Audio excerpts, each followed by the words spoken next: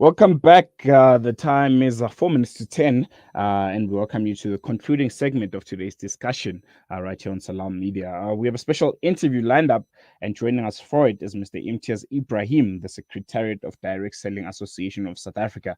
He'll be shedding light on the unique opportunities direct selling presents for South African matriculants and graduates facing unemployment challenges.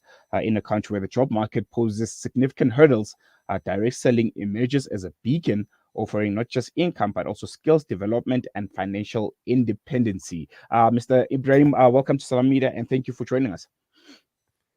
Thank you, Sarelo, and thank you for the opportunity. And good morning to your listeners and viewers. Yeah, to kick it off, Mr. Ibrahim, as metric results were recently released, I'm sure there's undoubtedly a wave of excitement and anticipation among the graduates. How does the Direct Selling Association of South Africa view this moment and the potential for young adults entering the workforce? Thank you for that question. And I think it's not only about the moment; it's been coming for the last few years. We read newspaper headlines.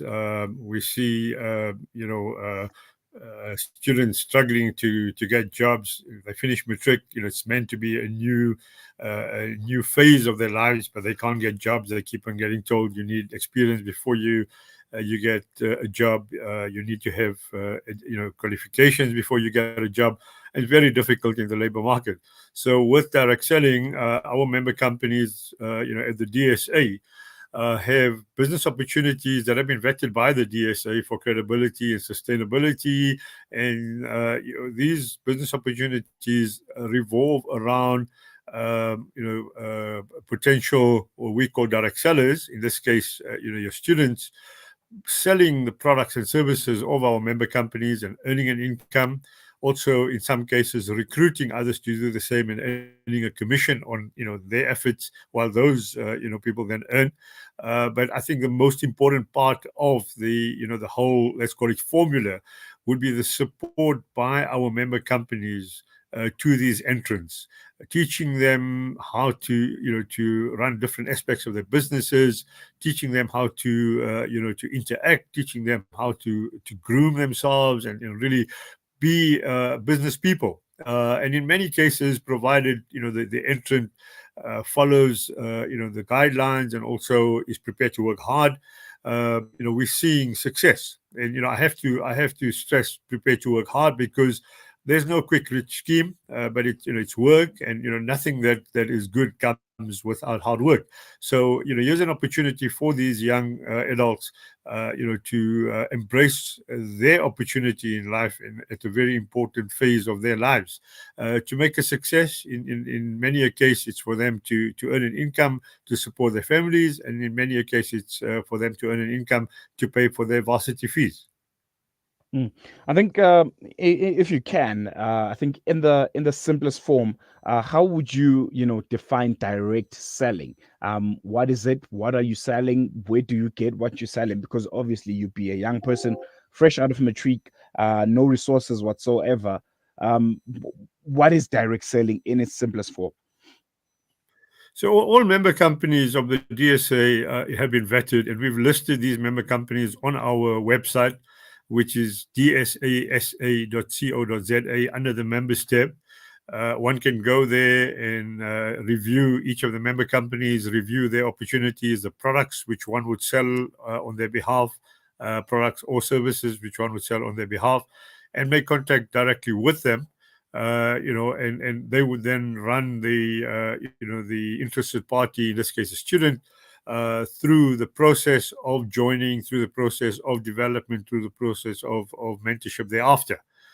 So it's a process, but it centers around buying and selling products, but really with the support that a typical entrepreneur or franchisee or business would not be having in other scenarios. Mm. And what are some of the main reasons that maybe could attract young adults and people that are straight out of school in South Africa towards direct selling? What makes it so attractive and very interesting for young people to take direct selling? So, anybody wanting to start a business these days immediately thinks about having to invest a lot of money. Mm, And the young adults would start thinking about this very skeptically, because very very few people actually have excess funds, certainly at that stage of their lives. Whereas with direct selling, there's a very small amount required to enter. In many cases, there's no entrance fee. So the low barriers or no barriers to entering, and I believe that's very attractive. And then also the support that they'll get thereafter. If they wanted to start their own business outside of direct selling, they don't get that support. They don't get the guidance. They actually don't get somebody taking them by the hand and saying, "This is what you do next, and this is how you can make a success. These are the things people have done that resulted in failure. So we recommend staying away from that, and this is how we recommend you actually working with us." And we do see these individuals converting into very successful entrepreneurs. mm, mm. Matriculants and young people certainly, whether they're graduates or matriculants, would often face uncertainties and maybe hesitations when considering unconventional paths like direct selling. How do you address these concerns and some of the misconceptions that might be going around to maybe encourage more young adults to explore this avenue? So look, on our website, we've gone out to clearly communicate that every single business opportunity that's being advertised on our website has been thoroughly vetted. So it's no sham, it's no pyramid scheme or Ponzi scheme. Those businesses have gone through a process. We assess the business model of the company. We assess them for credibility. We assess them for sustainability, because we don't want somebody to join them, pin their hopes on them, and a few months later the company's folded. And thereafter we continuously assess them, but we've got a code of ethics along which the business models of these companies are measured. Each of these companies are committed to aligning their business practices to the code of ethics.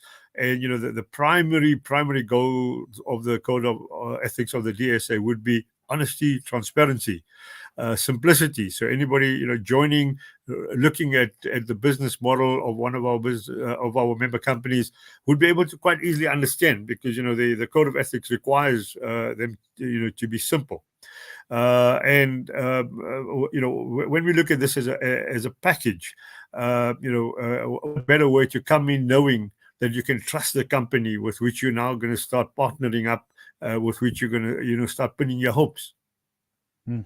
And just lastly, before I let you go, you stressed a lot on support and training that the DSA member companies provide to new entrances. What type of support are you specifically talking about that young people entering this space can expect?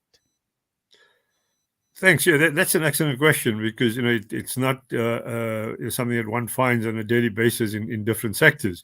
But a big part of the training comes, a big part of the support comes through different trainings, and we see trainings regarding how to run the business, how to sell, how to handle your financial management, how to groom yourself, because that we know is very important in business. How to interact with people, how to handle rejection, how to go and find new people, how to convert those leads into successful customers, in many cases successful recruits thereafter. So it's almost in fact it is every aspect of business that that one could think about. These young people would get training, and then to add to that, each of these companies have what they call back offices, where they provide the reports, they provide the tools that these businesses can run on, where otherwise, if one went into business, one would have to pay for an IT solution. One would need to be one's own procurement manager, HR manager, sales manager, marketing manager. In this scenario, the company is actually handling all of those aspects on behalf of the youth, and are saying, come in, sign up, come in, take our training, go and sell our products and make a success. And it's a really simple model, for a success. We see many of the students joining and continuing on a permanent basis, and a number of the students going on and studying in the field that they want to study, come out and practice as professionals, and still stay on as part-time direct sellers, because there's still an opportunity to earn an income. So the flexibility is there. Once one is into the business, one can then do the business according to one's own time schedule. People who then have families have the flexibility to provide the time and attention to their families. So it's a package that is designed for easy way of working, but does require dedication and commitment, and does get a lot of support from the member companies. Mm. It's Mr. Imtiaz Ibrahim there. Thank you so much for joining us. I'm sure young people listening to this show and to this segment have, gotten a lot of information. I know certainly I have myself about direct selling and what is all about. I'm sure we'll catch up with you in a not so long distant future. But for now, I'm going to let you go. Thank you so much. Thank you for the opportunity. Have a great day. Thank you. Thank you. There you have it, Mr. Imtiaz Ibrahim from the Direct Selling Association of South Africa. He's a secretariat there, shedding light on direct selling and what it is all about. If you're interested in direct selling, you can visit their website. I'm sure there's plenty of more information that you can find there. But yeah, we've come to the end of our show. We'll be taking Jews 13 by Sheikh Tawfiq Ibn Asahi. This is Jews 13 that you'll be listening to after this. But yeah, really, really insightful show that we had today. Thank you to Kolani Ndawande. Who's behind the desk there. He's the one that's making sure that I come to you sounding as crisp as possible. And the producers, Nasreen Naidu and Alexis, they're the ones that work tirelessly to make sure that this show happens. But from me, Salailo, till we meet again next Wednesday, it's goodbye. Inait Wadi will be joining you from Thursday until Friday. But from me and the rest of the team, Assalamu alaikum, goodbye, and hope to see you next week, fresh and early in the morning on News and Views. Assalamu alaikum.